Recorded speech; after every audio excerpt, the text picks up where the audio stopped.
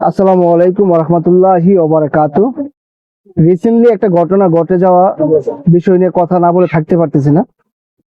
যে ওষুধ কোম্পানিগুলো মানুষের সাথে যে ধরনের আচরণটা হয়েছে, এই বিষয়টা নিয়ে একটু কথা বলতেই হচ্ছে। ওষুধ কোম্পানিদেরকে দালাল বলে আখ্যায়িত করছে এবং প্রিজন ভ্যানে তাদেরকে তোলা হয়েছে।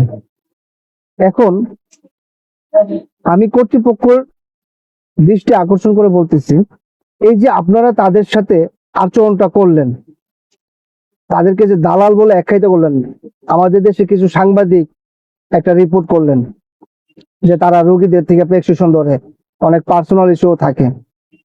আমি মানি ওষুধ কোম্পানিগুলো প্রেসক্রিপশন ধরে, কিন্তু এই সিস্টেমটা কি কোম্পানিগুলো ইচ্ছাকৃতভাবে ধরে? এই সিস্টেমটা তো কোম্পানি করছে।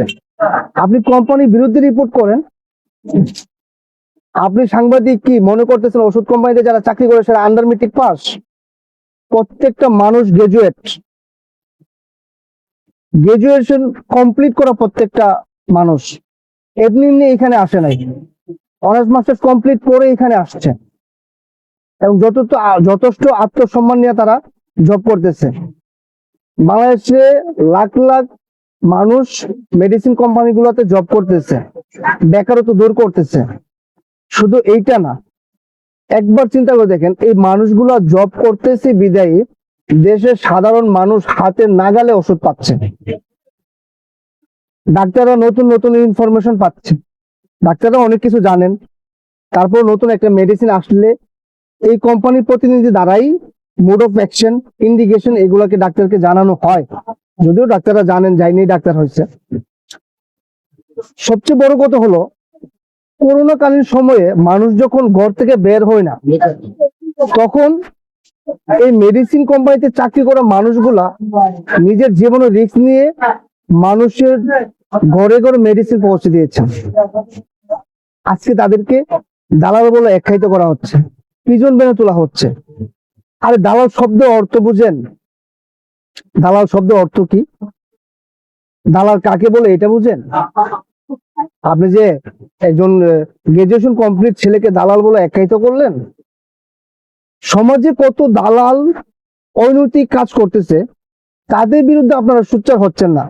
অথচ যারা হালাল পথে মানব সেবার জন্য নিজেকে বিলিয়ে দিচ্ছে, তাদেরকে দালাল বলে আখ্যায়িত করে অপমানিত করতেছেন। আপনার শিক্ষা তার শিক্ষার মধ্যে পার্থক্য আপনি নিজেই তৈরি করেন। এটা কি সুশিক্ষা আপনার? একটা শিক্ষিত ছেলেকে, একটা সৎ পথে ইনকাম করা ছেলেকে, পরিশ্রম করে ইনকাম করা ছেলেকে, মানুষের সেবা করা একটা ছেলেকে আপনি দালাল বলে আখ্যায়িত করতেছেন। এটা কি বাংলাদেশের চরিত্র হতে পারে? শিক্ষার মান এটা হতে পারে? এইটা কি কোনো সিস্টেম? একজন ভালো, একজন গর্জব ছেলেকে আপনি দালাল বলে আখ্যায়িত করলেন। এই জায়গায় আসে দেখেন না তারা কত বড় মানব সেবা করতেছে। এমনি এমনি তারা পরিশ্রম করে না। কয় টাকা, যে একটা মেডিসিন কোম্পানিতে জব করা ছেলে যেই কয় টাকা স্যালারি পায়, তার পরিশ্রম অনুযায়ী যদি সে বাংলাদেশে বাদ দা অন্য কোথাও এই পরিশ্রমটা করতো, মিনিমাম তার 3 গুণ স্যালারি পাইতো। শুধু বাংলাদেশ বলে সম্ভব 25, 30, 40 হাজার টাকা দিয়ে একটা ছেলেকে 12 ঘন্টার মধ্যে 14 ঘন্টা পরিশ্রম করানো। তারা পরিশ্রম করে টাকা ইনকাম করে, আর্ন করে, মানুষের জন্য বিলাইয়া দেয় নিজেকে। তাদের কারোর কাছে হাত পাতে না। একজন গ্রাজুয়েশন ছেলেকে আপনারা যা ইচ্ছে তাই বলতেছেন, খুবই দুঃখজনক, লজ্জাজনক ব্যাপার।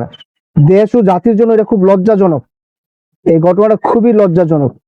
অত্যন্ত দুঃখের সাথে এই ঘটনাটা প্রকাশ করতেছি।